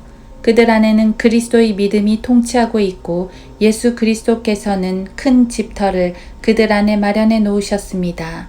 주님께서 그 안에 거주하겠노라고 약속하신 이들보다 그리스도께 소중한 보석들이 어디에 있겠습니까? 또한 이렇게 이야기하는 데는 나름대로 이유가 있습니다. 그건 바로 성경이 내가 굶주렸을 때에 너희가 먹을 것을 주었으며 내가 목마를 때에 마실 것을 주었도다 라는 말씀에 여기 내 형제 가운데 가장 작은 자 하나에게 한 것이 곧 나에게 한 것이니라 곧 덧붙이고 있기 때문입니다. 그리스도 우리 주님께는 그들 안에서 주님 자신이 발견되기를 기뻐하시는 가난한 성도들보다 더 큰 재산이 없는 것이지요. 안 그렇습니까? 아, 그 폭군의 미치도록 펄펄 끓어오르는 마음을 어찌 말로 다 표현할 수 있단 말인가. 그는 발을 동동 구르며 매서운 눈초리로 쏘아보았고 사나운 짐승처럼 이리저리 날뛰다 이내 실성한 사람처럼 되어버렸다. 그의 2 눈은 타오르는 불길처럼 이글거렸고 입에는 성난 멧돼지같이 개거품이 물렸으며 지옥을 지키는 머리 새 딸린 개마냥 허연 이를 드러내고 으르렁거렸으니 이제는 이성을 가진 사람이라기보다는 한 마리의 포효하는 사자라고 부르는 편이 더 나으리라. 불을 붙여라. 그가 외쳤다. 장작을 하나도 남김없이 죄다 불태워라. 아니 이 불안당 같은 놈이 감히 황제를 속였겠다. 이놈을 내 눈앞에서 냉큼 사라지게 하라. 어서. 채찍으로 후려치고 막댕이로 가랭이를 찢고 주먹으로 때려 눕히고 곤봉으로 머리통을 부서뜨려라. 이 역적놈이 감히 황제를 우롱해 불에 달군 부젓가락으로 놈의 살을 쥐어 틀도록 하라. 시뻘겋게 달궈진 쟁반들로 놈의 살을 문질러라. 제일 튼튼한 쇠사슬과 불갈퀴와 쇠격자 침대를 꺼내서 그 위에 불을 지피도록 하라. 그리고 그 역적의 손발을 묶고서 침대가 뜨겁게 달궈졌을 때 놈을 그 위에 올려놓고 볶아버려라. 이리 뒤집고 저리 뒤집으며 구워버리란 말이다. 너희 고문관들아, 만에 하나 이를 어설프게 했다가는 너희 녀석들이 그 꼴이 될 줄 알아라. 명령이 떨어지기가 무섭게 모든 것이 실행되었다. 수많은 잔인한 손길에 놀아난 후 이 온순한 양은 침대에 눕혀졌다. 허나 나는 그것을 불붙은 철침대라고 말하지 않고 차라리 그를 위해 마련된 솜털 침대라 이름하리라. 하나님께서는 그분의 순교자 로렌스에게 참으로 강력하게 역사하셨고 자신이 창조하신 불길을 어찌나 기적적으로 누그러뜨리셨는지 그것은 진을 빼며 타들어오는 고통의 침대가 되기는커녕 품속에 안긴 듯 쉼을 주는 조촐한 잠자리가 되었던 것이다.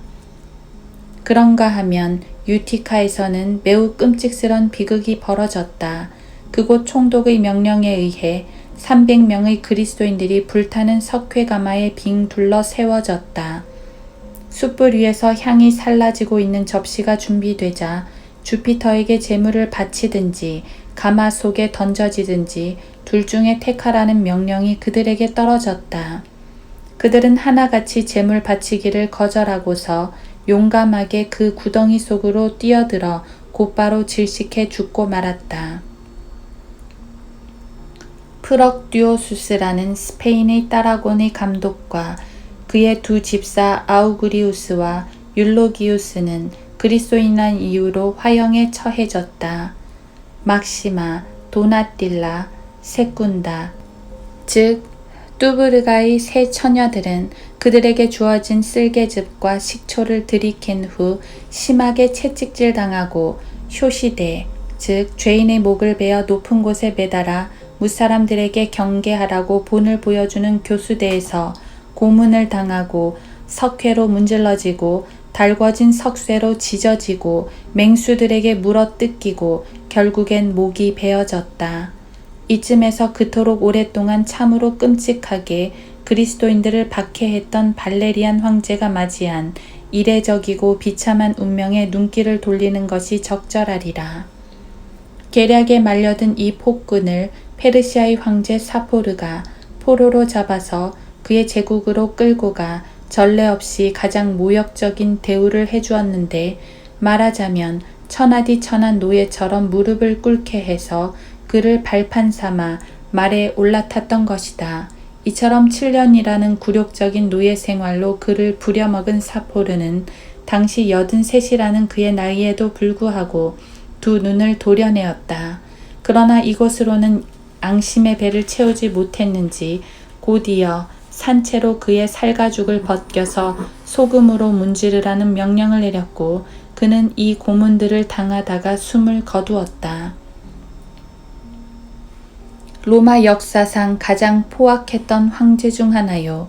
그리스도인들을 가장 끔찍하게 박해했던 자들 축에 들었던 그는 이렇게 몰락했던 것이다. AD 260년 발레리안의 아들 갈리에누스가 부친의 왕위를 계승했고 그가 치리하는 동안 교회는 수년간을 별탈 없이 평화롭게 지냈다. 아우렐리안 통치하의 9번째 박해 AD 274년 고난의 주역들은 다음과 같다.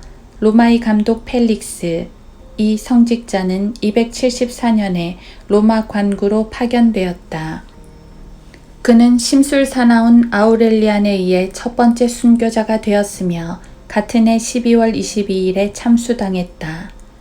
자신의 사유지를 팔아 생긴 돈으로 가난한 이들을 도와주던 젊은 신사 아가페투스는 그리스도인이라는 이유로 체포되어 고문당한 후 로마에서 하루면 갈 수 있는 프레네테라는 도시에서 목이 베어졌다. 이 통치 기간에 순교당한 이들에 관한 기록은 이들에 관한 것이 전부인데 이는 황제가 비잔티움에서 신하들에게 살해당하는 바람에 박해가 일찍 중단되었기 때문이었다. 아우렐리안을 뒤이어 타키투스가 자리에 올랐고 타키투스 다음에는 프로부스가, 프로부스 다음에는 카루스가 뒤를 이었다. 이 황제는 폭풍우 속에서 번개를 맞고 죽었으며 그의 아들들인 카르니오누스와 누메리안이 왕위를 이었다. 이 모든 통치 기간 동안 교회는 평화가 찾아들었다. AD 284년에 디오클레시안이 황제의 자리를 꿰차고 앉았다. 처음에는 그리스도인들에게 대단한 호의를 보여주는가 싶더니 286년에 제국 내에서 막시미안과 한패가 된 그는 대대적인 박해가 일어나기 전부터 몇몇 그리스도인들을 죽음에 내어주었다. 이들 가운데는 펠리시안과 프리무스라는 두 형제가 있었다. 마르쿠스와 마르셀리아누스는 로마 태생의 명가 출신 쌍둥이 형제였다. 그들의 부모는 모두 이교도들이었지만 아이들의 교육을 맡고 있던 가정교사들이 그들을 그리스도인으로 키웠다. 그들의 초지일관된 신앙의 영향으로 그들이 이교도들이 되기를 바랐던 이들이 도리어 무릎을 꿇게 되었으며 그들의 양친과 전 가족 또한 전에 비난하던 그 신앙으로 회심하였다. 그들은 기둥에 묶여 발이 목에 박힌 채 순교당했는데 주야를 이렇게 매달려 있다가 창으로 몸이 꿰찔림으로써 그들의 기나긴 고통은 막을 내렸다. 조회, 즉 앞서 언급했던 순교자들을 지키고 있던 간수의 아내 또한 그들에 의해 회심하였으며 발 밑에서 볏짚단이 타오르는 나무에 매달리게 되었다. 나무에서 내려진 그녀의 시체는 큼지막한 돌을 매달고서 강물 속에 던져져 가라앉고 말았다. AD 286년에 매우 진기한 사건이 일어났다. 오로지 6,666명의 그리스도인 보병으로 구성된 한 군단이 있었다. 이 군단의 이름은 테반 군단이었는데 이는 병사들이 모두 테비아스에서 자라났기 때문이었다. 제국의 동편에 자리 잡고 수경하고 있던 그들은 부르군디 반군을 대항해 자신을 도우라는 황제 막시미안의 명령을 받고서 고를 향해 진격했다. 그들은 그들의 덕망 있는 사령관인 마우리티우스, 캔디두스, 엑수페르니스의 지휘하에 알프스 산맥을 넘어 골 지방으로 들어갔으며 그렇게 해서 마침내 황제의 군대와 합류하게 되었다. 그런데 그들이 당도할 즈음에 막시미안은 전군이 참여하는 대대적인 희생제를 명령해 놓은 터였으니 그는 그들 또한 충성을 다할 것을 선서함과 동시에 골에서 기독신앙을 근절하는 일에 조력할 것을 맹세해야 한다고 명령했다. 이 명령에 깜짝 놀란 테반 부대원들은 한 명도 빠짐없이 절대 거부 의사를 표시하며 희생제물을 바치지도 규정된 선서를 하려 하지도 않았다. 이에 몹시도 격분한 막시미안은 10명에 1명씩을 뽑아 죽이라는 명령을 내렸는데 이는 나머지 부대원들에서 뽑혀져 나온 마지막 10번째 사람을 칼로 죽이는 형벌이었다. 이 피비린내 나는 명령이 수행되었음에도 불구하고 살아남은 이들이 여전히 꿈쩍도 하려 하지 않자 살아있는 자들 중 매 10번째에 해당하는 이들이 또다시 죽음에 넘겨졌다. 두 번째의 잔혹한 처사도 먼저 번과 마찬가지로 별다른 효과를 보지 못했다. 부대원들은 이에 아랑곳하지 않고 꿋꿋하게 그들의 원칙을 고수했으나 그들의 상관들이 해준 충고를 듣고서 충직한 진정서를 황제에게 올렸다. 생각 같아서는 이것이 황제의 마음을 누그러뜨렸을 법도 한데 그것은 정반대의 결과를 낳고야 말았다. 말하자면 그들이 끈덕지게 똘똘 뭉치는 데 대해 화가 머리끝까지 치밀어 오른 황제는 전 군단을 몰살하라는 명령을 내렸고 이는 다른 군단의 부대원들이 그들을 칼로 토막냄으로써 그대로 집행되었다. 이 사건은 286년 9월 22일에 일어났다. 알바는 영국의 첫 번째 순교자였으며 하트포드셔의 성 알반스라는 지명은 그의 이름을 따서 지어진 것이다. 영국은 그리스도의 복음을 루키우스라는 첫 번째 그리스도인 왕을 통해 받아들였으며 이후 많은 세월을 맹렬한 박해로 인한 고난 같은 것 없이 순탄하게 보냈다. 원래 이교도였던 그는 엠피발루스라는 한 기독교 성직자를 그의 신앙 문제로 숨겨준 일을 계기로 그에 의해 회심하게 되었다.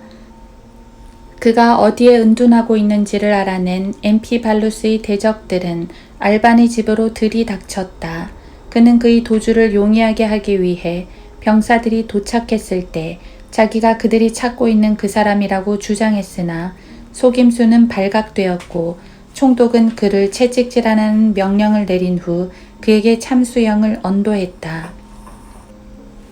이는 AD 287년 6월 22일에 있었던 일이었다. 존경하는 비드의 확실한 조언에 따르면 이 사건의 사형을 집행하던 이가 갑자기 기독신앙으로 마음을 바꾸어 알반 대신 죽게 해주던지 그와 함께 죽게 해주든지 허락해달라고 간절히 매달렸고 결국 두 번째 요구가 수락되자 그들은 그 사형 집행인의 일을 자원하여 떠맡은 한 병사에 의해 목이 베어졌다고 한다. 이 사건은 AD 287년 6월 22일에 버를람, 즉 현재 하트포드셔주의 알반이라고 불리는 곳에서 일어났다. 프랑스의 아키테인에서 그리스도를 섬기던 여인 페이트에게는 석쇠 위에서 구우라는 명령이 떨어졌고 이후 참수당했다. 이 또한 AD 287년에 있었던 일이다. 퀸틴은 그리스도인으로서 로마 태생이었지만 골에서 복음을 전파하기로 마음먹었고 루시안이라는 남자와 함께 에미엔스에서 설교했다.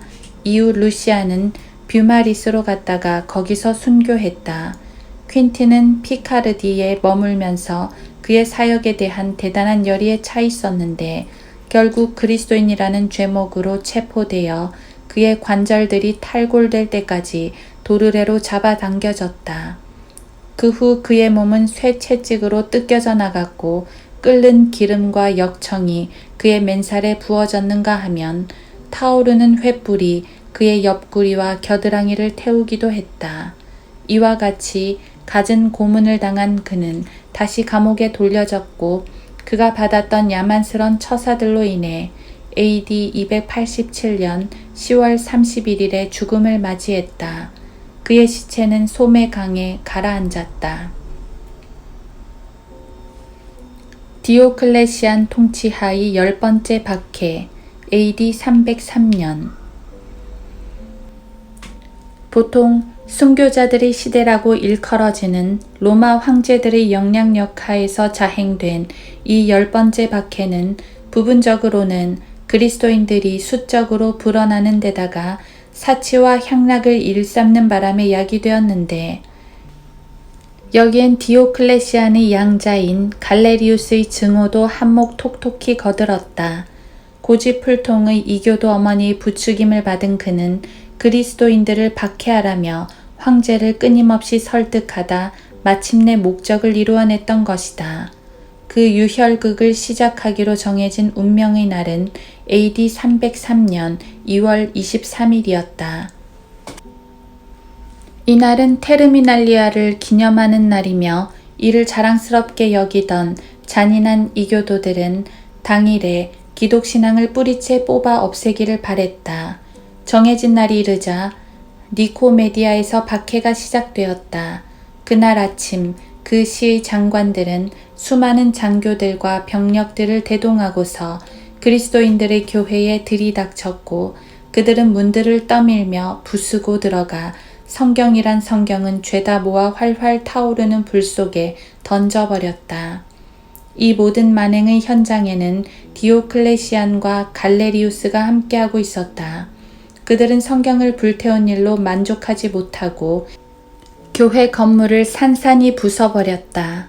이 일이 있고 난 후에는 다른 모든 교회들과 성경들도 부서뜨리고 소각하라는 가혹한 칙령이 선포되었고 얼마 안 있어 모든 교파의 그리스도인들로부터 법적 은정과 보호를 박탈하라는 명령이 떨어졌다. 이 칙령이 공포되자마자 즉각적인 순교가 뒤따랐다. 이유인즉 한 담대한 성도가 그 포고문을 벽에서 뜯어내어 찢어버렸을 뿐 아니라 황제의 부당한 처사로 인해 그의 이름에 욕설을 퍼부었기 때문이었다. 이 정도의 도발적 행위라면 앙심을 품은 이교도들이 그의 목을 노리기에 충분했으니 아니나 다를까 그는 붙잡혀서 처참히 고문당한 후 산채로 불살라지고 말았다. 모든 그리스도인들이 붙잡혀서 투옥되었다. 갈레리우스는 황궁에 불을 놓으라는 남모르는 명령을 내려서 그리스도인들을 방화범으로 몰아붙이고 더 처참한 박해를 가하기 위한 그럴싸한 구실을 마련하였고 또 여기에 대대적인 희생제마저 시작되어 수많은 순교자들이 속출했다. 남녀노소를 불문하고 오로지 그리스도인이라는 그 이름이 이교도들을 지독히도 역겹게 만들었기에 모든 이들이 그들의 중상에 희생되었다. 수많은 가옥들이 불살라지고 주님을 믿는 가족 구성원들 모두가 불길 속에서 몰살당했는가 하면 다른 이들은 목에 돌덩이를 매달고 한데 묶여진 채 바닷속으로 내몰렸다. 박해는 로마 제국 도처에서 대대적으로 자행되었으며 특히 동부지방에서 더 가혹하게 저질러졌다. 그것은 10년 동안 지속되었기에 얼마나 많은 성도들이 순교당했는지 확인하거나 어떤 식으로 만행이 저질러졌는지를 일일이 열거한다는 것은 한마디로 불가능한 일이다. 팔다리를 잡아당기는 고문대, 채찍, 서슬퍼런 칼날, 단검, 십자가 형틀, 독약, 그리고 굶주림이 그리스도인들을 죽이기 위해 각지에서 사용되었으며 미신 숭배자들과 생각하는 방식이 다를 뿐 죄라곤 눈꼽만큼도 찾아볼 수 없는 이들을 고문하기 위한 기구들이 국리에 국리를 거듭한 끝에 발명되었다. 대학살을 자행하다 스스로 지쳐버린 몇몇 지방 총독들은 결국에 가서는 그러한 행위가 적절치 못하다는 주장을 황궁에 올리기에 이르렀다. 이 때문에 많은 사람들이 사형으로부터는 한숨을 돌리게 되었으나 비록 그들이 죽음에는 넘겨지지 않았을지라도 갖은 수단이 다 동원되어 귀가 잘리고 코를 베이고 오른쪽 눈만 도련해지고 관절이 무참히 탈구되어 팔다리를 못쓰게 되고 새빨갛게 달궈진 쇳덩어리로 눈에 잘 띄는 신체 부위가 찢어지는 바람에 차라리 죽느니만 못하게 되었다. 당연히 이제 우리는 이 유혈이 낭자한 박해 때 자신들의 목숨을 순교의 제단에 내려놓은 가장 혁혁한 성도들을 면면히 다루어야 하리라.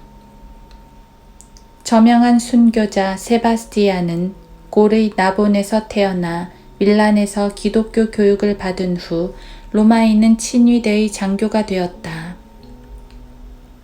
그는 우상 숭배가 만연하는 가운데서도 참된 그리스도인으로서의 믿음을 지켰는데 말하자면 황궁의 호화스런 생활로부터 마음을 지키고 사악한 관행에 물들지 않았으며 입신양명이나 꿈꾸면서 자신을 더럽히지 않았던 것이다. 그가 이교도가 되기를 거절하자 황제는 그를 캠퍼스 마르티우스라는 로마 근교의 벌판으로 데려가 화살로 쏴 죽이라는 명령을 내렸고 그 사형 선고는 그대로 집행되었다. 그의 시신을 땅에 묻으려고 몇몇 경건한 성도들이 형 집행장에 도착했는데 그들은 그에게 아직까지 숨이 붙어 있다는 걸 알아채고서 즉시 안전한 장소로 옮겼다. 그는 그들의 간호 덕분에 빠르게 회복했다. 그러나 이것이 두 번째 순교를 위한 준비였다는 것을 누군들 상상이나 했겠는가. 이유인즉 바깥으로 나돌아 다닐 수 있을 정도로 기력을 되찾자마자 그는 사원을 향해 가고 있는 황제 앞을 의도적으로 가로막고 서서는 그리스도인들에 대해 저지른 갖가지 잔혹한 처사들과 상식에서 벗어난 편견들을 들어가며 그를 꾸짖었던 것이다. 죽은 줄로만 알았던 그가 난데없이 나타나는 바람에 놀란 가슴을 쓸어내리던 황제는 정신을 가다듬은 즉시 세바스티안을 체포해서 황궁 근처로 데려가 때려 죽이라는 명령을 내렸다. 그리고 그리스도인들이 그의 몸을 회복시키거나 땅에 묻는 짓거리를 두 번 다시는 하지 못하도록 그의 시체를 공용 하수구에 쳐넣으라고 지시했다. 허나 아무리 그래봤자 소용이 없었다. 루시나라 불리는 한 여성도가 시신을 기어코 하수구에서 끄집어내더니 그것을 카타콤, 즉 지하 납골당에 묻었던 것이다. 이 당시 그리스도인들은 신중히 숙고한 끝에 이교도 황제의 통치하에서 병역에 복무하는 것은 하나님의 법에 어긋나는 일이라는 결론을 내렸는데 파비우스 빅토르의 아들 막시밀리안이 이 규정에 따라 첫 번째로 참수당했다. 비투스는 시칠리아 섬의 명가 출신으로 어릴 때부터 주님을 믿으며 자라났다. 나이가 들어감에 따라 그의 신앙 또한 더욱 돈독해졌는지라 그의 굳은 지조는 닥쳐오는 모든 고난을 견디게 해주는 좋은 버팀목이 되었고 그의 믿음은 위태롭기 짝없는 위험들에도 끄떡하지 않았다. 그의 부친 훌라스는 이교도였다. 그는 아들이 그를 양육한 보모에 의해 기독신앙의 교리들을 배워온 것을 알아차리고서 그를 다시 이교신앙으로 되돌리기 위해 갖은 노력을 다 기울였지만 결국 AD 303년 6월 14일에 자기 아들을 우상들에게 희생제물로 바치고 말았다. 빅토르는 마르세우스에 있는 훌륭한 가문의 그리스도인이었다. 그는 밤이 되면 그중 많은 시간을 고통받는 자들을 찾아가 위로하고 병약한 이들의 용기를 북돋워주는 일에 들이면서 자신의 재산을 가난에 쪼들리는 성도들의 궁핍을 덜어주는 데에 사용했다. 그가 이런 깊은 신앙심에서 나온 일들을 환한 대낮에 수행하지 않은 것은 그러한 일을 행하는 자신에게 언제 무슨 일이 닥칠지 모르기 때문이었다. 그러나 그도 결국 황제 막시미안의 포고령에 의해 붙잡히고 말았다. 막시미안은 그를 묶어 길거리에서 끌고 다니라는 명령을 내렸고 이 명령이 집행되는 동안 성이 오를 대로 오른 시민들은 그에게 온갖 잔혹한 짓과 모욕을 가했다. 그가 여전히 굽힐 줄 몰라 하자 그의 용기는 그가 융통성 없이 고집이 센 데서 나온 것으로 오인되었다. 또 다른 명령에 의해 고문대 위에서 사지가 찢어지는 고통을 겪으면서도 그는 두 눈을 주님 계신 하늘나라로 돌리고서 자신에게 인내를 주시라고 하나님께 기도했으며 그 후에도 감탄을 자아낼 정도로 조금도 흔들림 없이 고문들을 잘 참아내었다. 그를 고문하던 형 집행인들이 녹초가 돼버리니 이번엔 지하 감옥으로 옮겨졌고 그는 그곳에 갇혀 있는 동안 알렉산더, 펠리시안, 롱기누스라 이름하는 동료 수감자들을 주님께로 인도했다. 그러나 이 일이 황제의 귀에 들리자 그는 그들을 즉시 사형에 처하라는 엄명을 내렸으며 그리하여 그 수감자들은 목베임 당했다. 빅토르는 그 후 또다시 고문대에 눕혀져 막대기로 무자비하게 두들겨 맞고서 재수감되었다. 신앙에 관한 3번의 신문에도 끝끝내 원칙을 고수하자 이번엔 자그마한 제단을 들여와 그에게 그 위에 즉시 향을 피우라는 명령을 내렸다. 그러나 그 요구를 듣고서 타오르는 분노를 감출 수 없었던 그는 대담무쌍하게도 몇 발짝 앞으로 나아가 발길질로 제단과 우상을 한꺼번에 넘어뜨리고 말았다. 이를 지켜보다 화가 머리끝까지 치밀어 오른 막시미안은 제단을 걷어찬 그 발을 당장에 잘라버리라는 명령을 내렸다. 그리고 빅토르는 제분기 사이로 던져졌고 맷돌들에 의해 형체를 알아볼 수 없을 정도로 으깨졌다. AD 303년에 있었던 일이다. 타소에 근무하고 있던 킬리키아의 총독 막시무스 앞에 3명의 그리스도인들이 끌려왔다. 그들의 이름은 타라쿠스라는 노인과 프로부스, 안드로니쿠스였다. 고문에 고문을 당하고 믿음을 부인하면 살려주겠다는 권고에 의연히 맞선 그들에게 마침내 사형시키라는 명령이 떨어졌다. 원형 경기장에 끌려오자 6마리의 맹수들이 그들을 물어뜯으라고 우리에서 내보내졌다. 그러나 아무것도 먹지 못해 굶주렸음에도 불구하고 짐승 중 어떤 녀석도 그들의 털끝 하나 건드리려 하지 않았다. 그것을 지켜보던 사육자가 이번에는 그날 3명을 죽인 전적이 있는 커다란 곰 1마리를 내보냈으나 고기라면 사죽을 못 쓰는 이 피조물도 사나운 암사자도 모두 그 죄수들을 건드리기를 꺼려하는 것이었다. 야수들로 그들을 죽이려는 계획이 물거품된 것을 간파한 막시무스는 그들을 칼로 베어 죽이라는 명령을 내렸다. AD 303년 10월 11일에 있었던 일이다. 팔레스타인 토박이 로마누스는 디오클레시안의 박해가 시작될 무렵에 케사리아 교회의 집사를 맡고 있었다.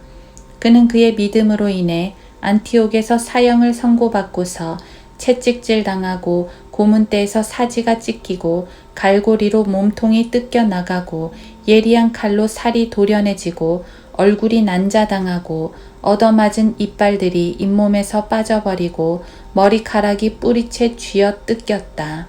그리고 그 후 즉시 명령이 떨어져 AD 303년 11월 17일에 목 졸려 죽임을 당했다. 로마의 감독 카이우스의 진려인 수잔나는 어느 귀족 이교도와 결혼을 하라는 황제 디오클리시안의 압력을 받았는데 아닌 게 아니라 그 이교도는 디오클레시안의 가까운 친척이었던 것이다. 그러나 그녀는 눈앞에 주어진 영예를 거절했기에 황제의 명령에 의해 목베임을 당했다. 디오클레시안의 황실을 책임지고 있던 시종장 도로세우스는 그리스도인이었으며 죄인들을 주님께로 인도하기 위해 수고를 아끼지 않았다. 그의 신앙적 노고에 부응이라도 하듯 고르고니우스라는 또 다른 그리스도인과 궁정에 기거하는 사람이 그에게 합류했으며 그들은 처음엔 고문으로 괴롭힘을 당하다가 후에 교살당했다. 황제의 내시 피터는 보기 드문 절도와 겸양을 갖춘 그리스도인이었다. 그는 석쇠 위에 눕혀져 숨이 멎을 때까지 약한 불로 서서히 구워졌다.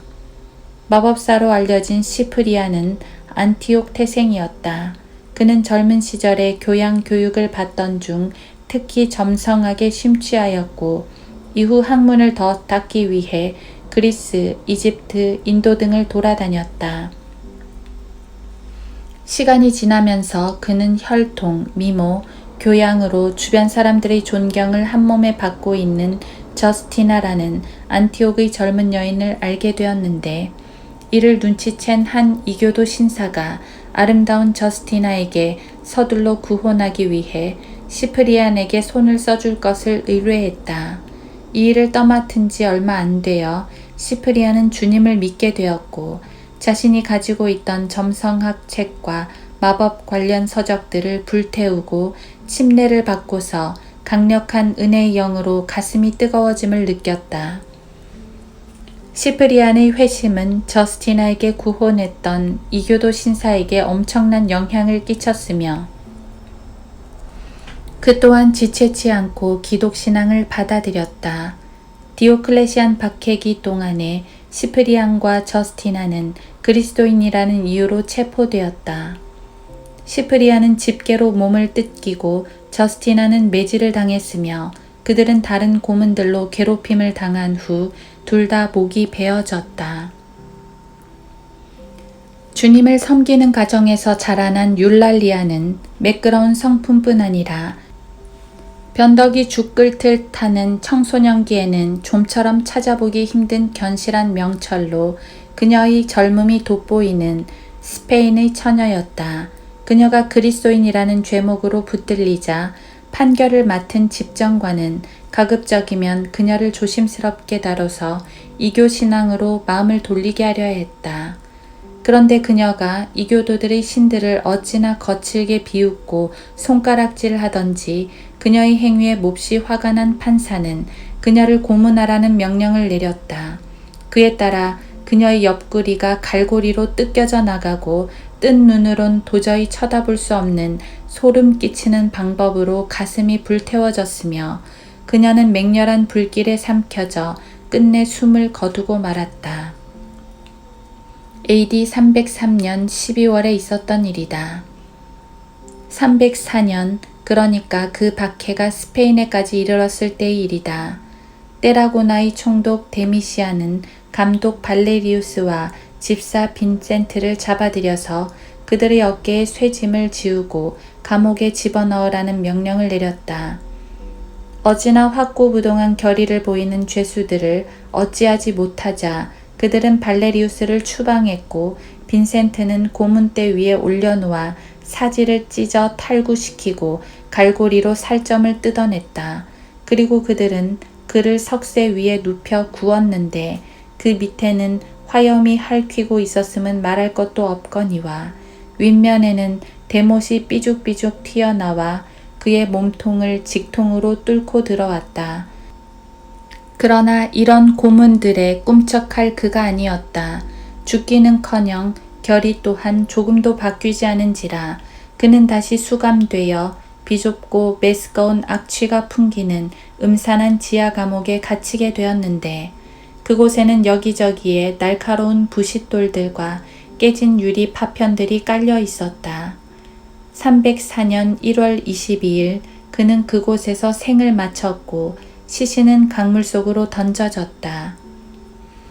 디오클레시안의 박해는 AD 304년에 이르러 유독 맹위를 떨쳤는데 이때 수많은 성도들이 잔인한 고문들과 가장 고통스럽고 수치스러운 죽음에 넘겨졌다.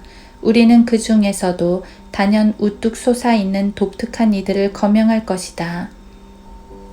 아그라페, 치오니아, 아이레네 세 자매는 디오클레시안의 박해가 그리스에 이르렀을 때 데살로니가에서 체포되었다. AD 304년 3월 25일 그들은 화형에 처해졌고 화염 속에서 순교의 면류관을 받았었다. 어떠한 방법으로도 아이레네의 마음을 움직일 수 없음을 알아챈 총독은 그녀를 발가벗겨서 길거리에 세워놓으라는 명령을 내렸다.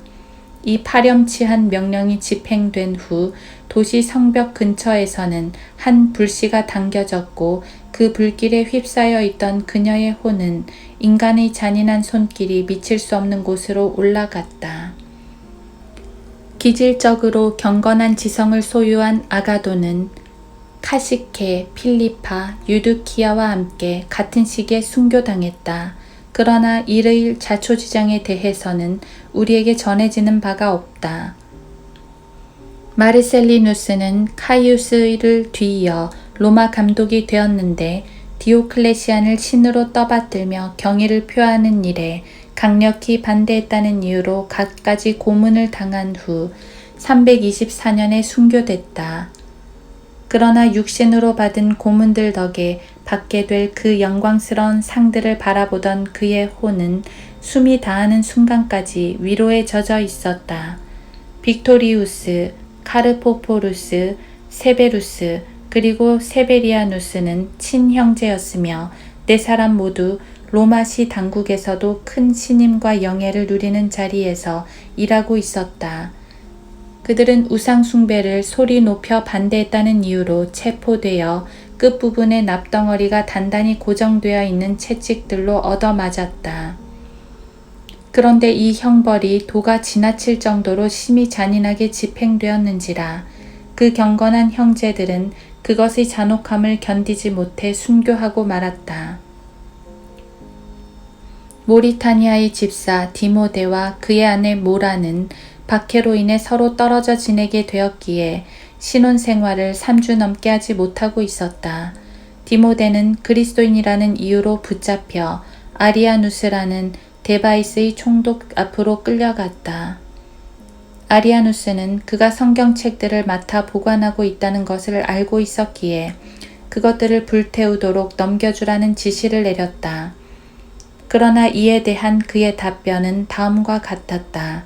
나에게 만일 자식들이 있다면 난 하나님의 말씀과 떨어지느니 차라리 그들을 희생제물로 넘겨줄 것이다. 이 당찬 대답에 몹시 화가 치밀어 오른 총독은 그 책들은 적어도 너에겐 무용지물이 될 것이다. 이젠 그것들을 읽으려 해도 들여다볼 눈이 없을 테니 말이다. 라고 말하며 벌겋게 달궈진 쇠꼬챙이들로 그의 두 눈을 빼버리라는 명령을 내렸다. 누나를 잡아 빼는데도 이를 악물고 어찌나 잘 참아내던지 총독은 분통만 더 터질 뿐이었다. 따라서 그는 그의 목에다 무거운 추를 달고 입에는 재갈을 물려 거꾸로 매달아 놓으라는 지시를 내렸다.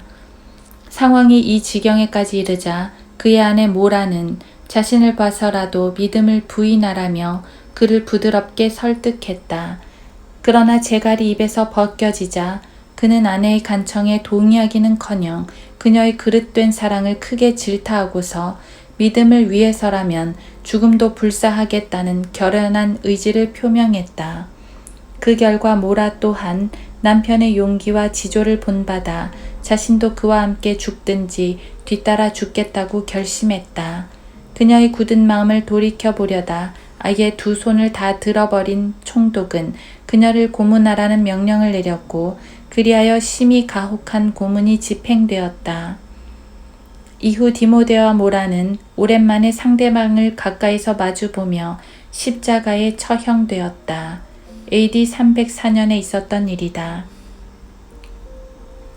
아시시움의 감독 사비누스는 주피터에게 제물 바치기를 거부하며 그 우상을 밀쳤다는 이유로 총독 투스카니의 명령에 의해 손이 잘려나갔다. 그는 감옥에 갇혀 있으면서 총독과 그의 가족들을 주님께로 인도했고 그들은 모두 믿음을 지키다 순교했다. 그들의 처형이 있은 직후 사비누스 자신도 채찍질을 견디다 못해 죽음을 맞이했다. AD 304년 12월에 있었던 일이다. 어리석은 광대 노름 같은 국정과 공무로 시달린 황제 디오클레시안이 황제의 자리에서 물러나자 콘스탄티누스와 갈레리우스가 권좌를 차지했다. 전자가 온화하기 그지없고 인간미 넘치는 기질을 소유한 군주였다면 후자는 그에 못지않게 잔인함과 폭정으로 단연 돋보이는 존재였다. 이로 인해 제국은 쌍벽을 이루는 두 개의 정부로 나뉘게 되었다. 말하자면 갈레리우스가 제국의 동편을 맡고 콘스탄티우스가 서편을 맡은 것인데 두 정부의 백성들은 두 황제의 기질이 풍기는 영향력을 체감하지 않을 수 없었다. 이유인즉 서쪽에 있는 이들은 온화하기 이를 데 없는 정책하에 살았던 반면 동쪽에 거주하는 이들은 압제와 나일론처럼 질긴 고문들로 온갖 고통을 다 치르며 살았기 때문이다. 갈레리우스의 명령으로 순교당한 성도들을 세자면 10손가락으론 어림도 없지만 우리는 그 가운데서도 가장 혁혁한 이들을 한 명씩 열거할 것이다. 줄리타는 루카오 사람으로 왕족의 후손이었으나 그녀의 고귀한 혈통보다는 덕행으로 더 잘 알려져 있었다. 그녀가 고문대 위에 눕혀져 있는 동안 그녀의 아이들은 어머니가 보는 앞에서 살해되었다. 가파도키아의 줄리타는 탁월한 소양과 뛰어난 미덕, 남다른 용기를 겸비한 여인이었다. 처형을 마무리 지을 때가 이르자 줄리타의 양발에 끓는 역청이 부어지고 옆구리가 갈고리들로 잡아 뜯겨졌으며 결국 그녀는 목베임을 당함으로써 순교의 고통을 끝내게 되었다. AD 305년 4월 16일에 있었던 일이다. 판텔레온 집안과 친분을 가지고 있던 나이 많은 노인 헤르몰라우스는 존경받는 경건한 그리스도인이었으며 함께 믿음을 지키던 파탈레온과 같은 날 같은 방법으로 순교를 당했다. 아르미나의 총독의 서기관이었던 에우스트라티우스는 붙잡혀 들어온 몇몇 그리스도인들에게 믿음 안에서 인내하라며 용기를 북돋아 주었다는 이유로 불타는 용광로 속으로 던져 넣어졌다. 로마 제국군의 고위급 장교인 니켄더와 마르시아는 그들의 믿음으로 인해 체포되었다. 그들은 모두 군인으로서 뛰어난 자질을 가지고 있었는지라 그들을 설득해서 기독신앙을 저버리게 하려고 최선의 노력이 기울어졌다. 그러나 이러한 노력은 모두 수포로 돌아갔고 그들은 참수형에 처해지고 말았다.